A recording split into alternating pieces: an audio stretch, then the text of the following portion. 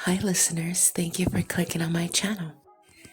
Today I'll be discussing if we, women of color, have the right to tell white women that they should keep their opinions to themselves and not voice out opinions about the Black community or any other minority group.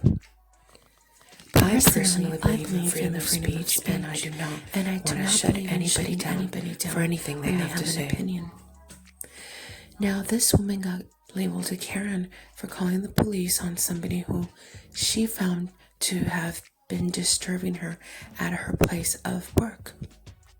At what point do we cross the line of calling somebody a racist and or just a witch, like the person who used to tell us as children, yelling from her window, "Don't step on my lawn," a grumpy old lady, and that's it.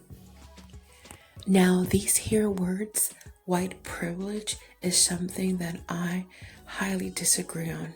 I will not raise my child to believe that white people have more privilege, power, or value than she does, because I believe in wealth privilege, and in no way, shape, or form will I give white people the power and or any power. My child is an equal. And for me to say that white women don't understand the struggles of a colored woman, I disagree, because in many of the cases, it is their racism, their colorism, their stereotypes of the Black community or colored community that is a contributor to these issues. So yes, they know the issues because they have thought it, they have said it, they have a conscience, and they know what they think in private. And where do we cross the line between somebody who wants to be and embrace the Black culture as opposed to somebody who is a racist? For example, this lady who was heard to have said that she believed it was unfair that the Black people had affirmative action and had way more benefits than she as a white person.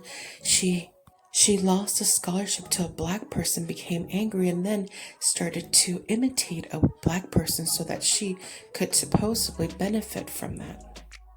And then the people who voice out, the white women and men who voice out and speak out for the Black people. I mean, is it really Black love, or is there some type of fetish there, or guilt, or condescending of their part to believe that we can't and they can for us? Another thing, where does that leave my mixed people? They are Black and white, so therefore, does their opinion count less?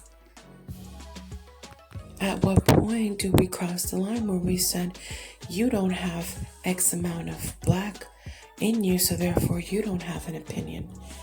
And speaking of percentage and or amount, how much is an amount? If a person looks European but has 5% Black, do they have a voice? Do they have an opinion? Does it count? 10%, 50%, 80%? At what point? And if the person has a high percentage of African in their blood and yet they don't look the part, does that change things? Because in that case, we're not talking about being Black or African. This is now about colorism, and that because people look a certain way and they pass as white, then their opinion count less. So then therefore we are not speaking about race, nationality, we're speaking about color. So I just think that sometimes we need to call things as they are, because then we sound hypocritical when we say a person who is white or European shouldn't have an opinion, but then there are people who are mixed. Does our opinion not count? Anyway, these are just some thoughts, a few facts, and opinions. Please like, subscribe, and give me a comment.